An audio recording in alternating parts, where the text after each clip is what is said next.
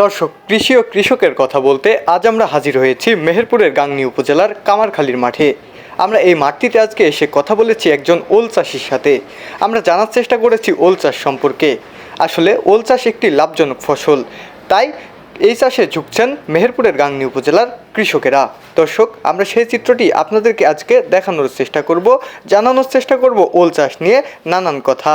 দর্শক, কিভাবে বীজ সংগ্রহ করে ওল চাষ করা হয়, বিঘা প্রতি কত টাকা খরচ হয়, কেমন ধরনের লাভ হয়, সে বিষয়ে চলুন আমরা শুনে আসি বিস্তারিত কৃষকের মুখ থেকেই। তাহলে ওল কিভাবে লাগানো হয়, কোন মাসে লাগানো হয়?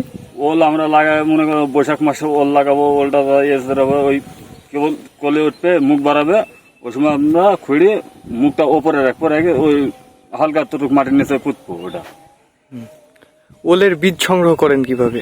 ওলের বীজ সংগ্রহ মনে করেন যে মোটা ওল আছে, ওটা থেকে যে মুখ বাড়ায় ওটা আমরা ভাঙি রাখি দিই, রাখার পর মেলা হয় এক জায়গায়, ওইটা আমরা লাগাই। আচ্ছা, ওল কোন মাসে লাগানো হয়? ওল লাগাই আমরা বৈশাখ মাসে। এটা কত দিনের ফসল? এটা মনে করেন যে 4.5 থেকে 5 মাসের ফসল। আচ্ছা আচ্ছা, এই বিঘা প্রতি অর্থাৎ 1 বিঘা ভুঁয়ে আপনার ওল লাগাতে এবং ওল হওয়া পর্যন্ত কত টাকা খরচ হতে পারে আনুমানিক? ওল লাগানো দিয়ে আর খরচ দিয়ে আভারিতে মনে করেন যে 40 থেকে 45 হাজার টাকা মতো খরচ হবে। আর সেই ওলটা যদি কাঙ্ক্ষিত ফলন হয় এবং ভালো হয়, বিক্রি করার পরে কেমন লাভ হতে পারে? মানে আমাদের ওল যদি ঠিক মতো যদি ফলন হয়ে যায়, তাহলে ওইখান থেকে আমাদের প্রায় 1,20,000 থেকে 50,000 আসবে। 1 লাখ মানে লক্ষাধিক টাকা লাভের আশা করা যায় আর কি। মানে 1.5 লাখ পর্যন্ত আমার আসবে 1 বিঘা হয়ে। আচ্ছা, ওলে সার বিষ অর্থাৎ রাসায়নিক সার ও কীটনাশক কেমন লাগে? ওলে সার মনে করেন যে ইউরিয়ার ভাগটা কম দিতে হবে, আপনার দানা সারটা বেশি দিতে লাগবে। আর প্রত্যেকবার সার দেওয়াতে বিঘা হয়ে 3 কেজি করে গুঁড়ো দিন 10টা দেওয়া লাগবে। আচ্ছা আচ্ছা, ওল কি যে কোনো মাটিতেই লাগানো যায়? ওল যে কোনো মাটিতে বলতে ওলটা মনে করেন যে যদি দোআঁশলা মাটি হয় তাহলে ওইখান থেকে ওলটা ভালো হয়, আর মোটা মাটিতে ওলটা একটু কম নামে।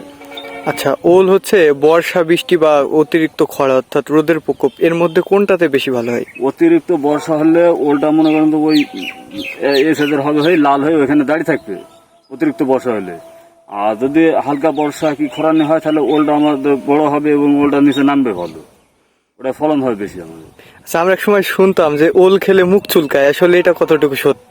এটা ভাই, যদি অতিরিক্ত বর্ষা আসে কি মোটা মাটিতে যদি পানি বেঁধে থাকে, সে ওলটা আপনার সেদ্ধ হয় না, ওইটা খেলে মুখ চুলকাবে। আর এই দোআঁশলা মাটিতে এটাতে কোনো সমস্যা নেই, এটা মোটা হবে, যেটা মুখ চুলকাবে সে ওলটা মনে করেন ভিতরে লাল হবে। আমাদের মেহেরপুর জেলার অর্থাৎ গাংনী উপজেলার আমাদের এই অঞ্চলের ওলের বাজারের চাহিদা কেমন? এই ওলটা আপনার সারা বাংলাদেশের ভিতরে আমার মেহেরপুর জেলার ওলটা চাহিদা বেশি। আপনারা এই ওলগুলো বিক্রি করেন কিভাবে? আমরা এই ওল মনে করেন যে যদি 2 থেকে 2.5 কেজি ওজনের লাগায়, এটা আমরা তুলে নিজে করে বেশি ভোর থেকে হয়তো পাইকারি নিয়ে যায়, ব্যাপারীরা আসে, কিংবা আমরা এখান থেকে তুলে আড়তে নিয়ে যাই, কাঁচামাল আড়তে যাই, দিয়ে আসি। আচ্ছা, ধন্যবাদ ভাই, ভালো থাকবেন। দর্শক, কৃষি ও কৃষকের কথা শুনতে আমাদের সঙ্গেই থাকুন। আমাদের ভিডিও ভালো লাগলে লাইক, কমেন্ট, শেয়ার ও ফলো দিয়ে আমাদের সঙ্গেই থাকুন।